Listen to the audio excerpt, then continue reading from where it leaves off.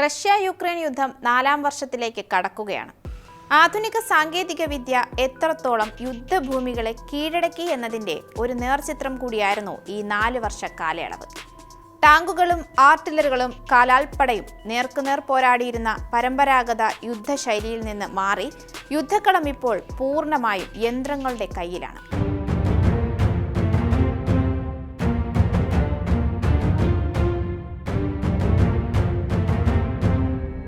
മുൻപ് ആയിരക്കണക്കിന് സൈനികർ ചെയ്തിരുന്ന അപകടകരമായ ദൗത്യങ്ങൾ റോബോട്ടുകളും ഡ്രോണുകളും റിമോട്ട് കൺട്രോൾ വാഹനങ്ങളുമാണ് ഇപ്പോൾ ചെയ്യുന്നത്.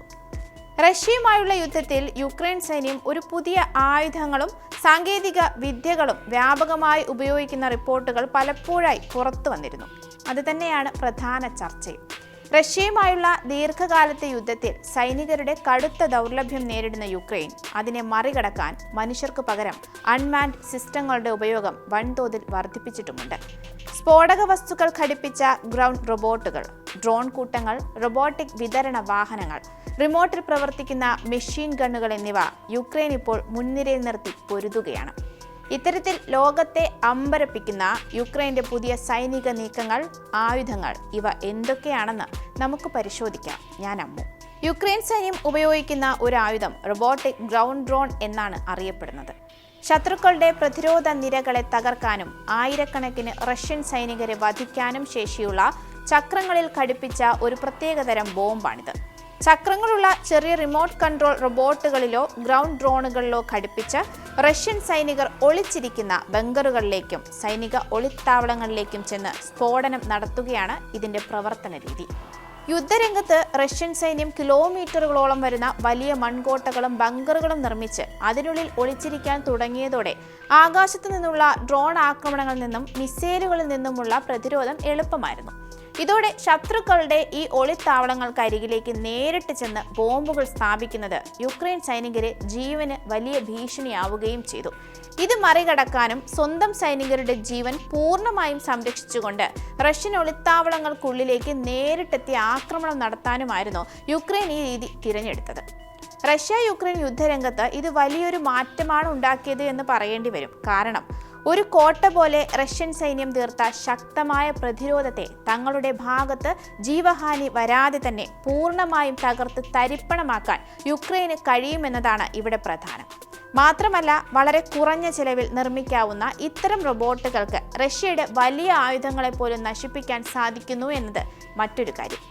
കൂടാതെ യുക്രൈൻ സൈനികർക്ക് കിലോമീറ്ററുകൾ ദൂരെ സുരക്ഷിതമായി ഇരുന്നു കൊണ്ട് ശത്രുക്കളെ ലക്ഷ്യം വെക്കാൻ ഈ റോബോട്ടിക് ഗ്രൗണ്ട് ഡ്രോൺ മൂലം സാധിക്കുന്നുമുണ്ട്. അതിനാൽ രാത്രിയെന്നോ പകലെന്നോ ഇല്ലാതെ റഷ്യൻ സൈനികർ ഒട്ടും പ്രതീക്ഷിക്കാത്ത സമയത്ത് തന്നെ ഇവ ബങ്കറുകളിലേക്ക് ഇരച്ചു കയറി സ്വയം പൊട്ടിത്തെറിക്കുകയും വലിയ ആഘാതം ഉണ്ടാക്കുകയും ചെയ്യുന്നു. ചുരുക്കത്തിൽ പരമ്പരാഗത യുദ്ധരീതികളെ മാറ്റിമറിച്ചുകൊണ്ട് യുക്രൈൻ കൊണ്ടുവന്ന ഈ റോബോട്ടിക് ആക്രമണ രീതി വരും കാലങ്ങളിൽ കൂടുതൽ വ്യാപകമായി മാറുമെന്നും ജീവഹാനി തടയുന്ന ഒരു യുദ്ധരീതിയിലേക്ക് ലോകം മാറുമെന്നുമാണ് വിദഗ്ധർ ഇവിടെ ചൂണ്ടിക്കാണിക്കുന്നത്. 2026 ആദ്യ മാസങ്ങളിൽ മാത്രം ഇത്തരം യന്ത്ര സംവിധാനങ്ങൾ ഉപയോഗിച്ച് 22,000-ലധികം ദൗത്യങ്ങൾ യുക്രൈൻ നടത്തിയതായി പ്രസിഡന്റ് സെലൻസ്കി വ്യക്തമാക്കി. ഒരു സൈനികനെ പോലും നേരിട്ട് ഇറക്കാതെ ഡ്രോണുകളും റോബോട്ടുകളും മാത്രം ഉപയോഗിച്ച് അടുത്തിടെ യുക്രൈൻ ഒരു റഷ്യൻ സൈനിക പോസ്റ്റ് പൂർണ്ണമായും പിടിച്ചെടുത്തതായും അദ്ദേഹം അവകാശപ്പെട്ടിരുന്നു. പൊട്ടിത്തെറിക്കുന്നതിന് തൊട്ടു മുൻപ് മാത്രം ശബ്ദം കേൾപ്പിക്കുന്ന ഈ റോബോട്ടുകളെ റഷ്യൻ സൈനികർ സൈലന്റ് ഡെത്ത് എന്നാണ് വിശേഷിപ്പിക്കുന്നത്. ആക്രമണം മാത്രമല്ല ഇവിടെ നടക്കുന്നത്.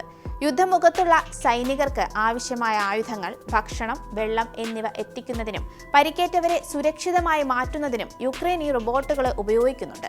ചില റോബോട്ടുകളിൽ ഘടിപ്പിച്ചിട്ടുള്ള ഹെവി മെഷീൻ ഗണ്ണുകൾ ദിവസങ്ങളോളം ഒളിച്ചിരുന്ന് ശത്രുക്കളെ ആക്രമിക്കാൻ ശേഷിയുള്ളവയുമാണ്. ഈ സാങ്കേതിക വിദ്യ നേരത്തെ ലഭ്യമായിരുന്നുവെങ്കിൽ ഒപ്പമുണ്ടായിരുന്ന 100 കണക്കിന് സൈനികരുടെ ജീവൻ രക്ഷിക്കാമായിരുന്നു എന്ന് യുക്രൈൻ യുദ്ധവിദഗ്ധർ ഓർമ്മിപ്പിക്കുന്നുമുണ്ട്. 164 റോബോട്ട് ദൗത്യങ്ങളിലൂടെ യുക്രൈൻ നേടിയ വിജയം മനുഷ്യരെ ഉപയോഗിച്ച് നേടണമെങ്കിൽ 2300 സൈനികർ വേണ്ടിവരുമായിരുന്നു എന്നാണ് കണക്കുകൾ പറയുന്നത്. ഫൗണ്ടേഷൻ എന്ന അമേരിക്കൻ കമ്പനി വികസിപ്പിച്ച ഫാൻറ്റം എന്ന അത്യാധുനിക ഹ്യൂമനോയിഡ് റോബോട്ട് യുക്രൈനിൽ പരീക്ഷിച്ചു വരികയുമാണ്. യുദ്ധമേഖലകളിൽ നിരീക്ഷണം നടത്തുക, കനത്ത ആയുധങ്ങളും ഉപകരണങ്ങളും കടത്തുക, ലോജിസ്റ്റിക് പിന്തുണ നൽകുക എന്നിവയാണ് ഫാൻറ്റത്തിന്റെ പ്രധാന ചുമതലകൾ. US ഗവൺമെന്റിന്റെ പിന്തുണയോടെ യുക്രൈൻ ഉദ്യോഗസ്ഥരുമായി സഹകരിച്ചാണ് അതീവ അപകടകരമായ മേഖലകളിൽ ഈ പരീക്ഷണം നടക്കുന്നത്.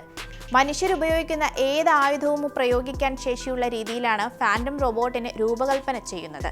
ആയുധങ്ങൾ പ്രയോഗിക്കാനുള്ള അന്തിമ തീരുമാനം മനുഷ്യന്റെ നിയന്ത്രണത്തിൽ തന്നെ ആയിരിക്കുമെങ്കിലും അപകടകരമായ പല ദൗത്യങ്ങളും ഭാവിയിൽ ഇവ ഏറ്റെടുക്കുമെന്നാണ് വ്യക്തം. US ആർമി, നേവി, എയർഫോഴ്സ് എന്നിവയുമായി $24 ദശലക്ഷം ഗവേഷണ കരാറുകൾ ഈ കമ്പനിക്കുണ്ട്. US മറൈൻ കോർപ്സിനായി കെട്ടിടങ്ങൾ തകർത്ത് ഉള്ളിൽ കടക്കാൻ സൈനികരെ സഹായിക്കുന്നതിനായി വാതിലുകളിൽ സ്ഫോടക വസ്തുക്കൾ സ്ഥാപിക്കാനുള്ള പ്രത്യേക പരിശീലനവും ഫാൻറ്റത്തിന് ഉടൻ നൽകും. അമേരിക്കൻ ഹ്യൂമനോയിഡ് റോബോട്ടുകളുടെ പരീക്ഷണശാലയാണ് യുക്രൈൻ എന്ന് പറഞ്ഞാൽ തെറ്റു പറയാനില്ല. മാത്രമല്ല, സൈനികരെ സഹായിക്കുന്ന നിലയിൽ നിന്നും മാറി യുദ്ധമുഖത്ത് അവരെ പൂർണ്ണമായും മാറ്റി സ്ഥാപിക്കുന്ന ഒരു യന്ത്രയുഗത്തിനാണ് യുക്രൈൻ സാക്ഷ്യം വഹിക്കുന്നത് എന്ന് പറഞ്ഞാലും അതിശയപ്പെടാനുമില്ല.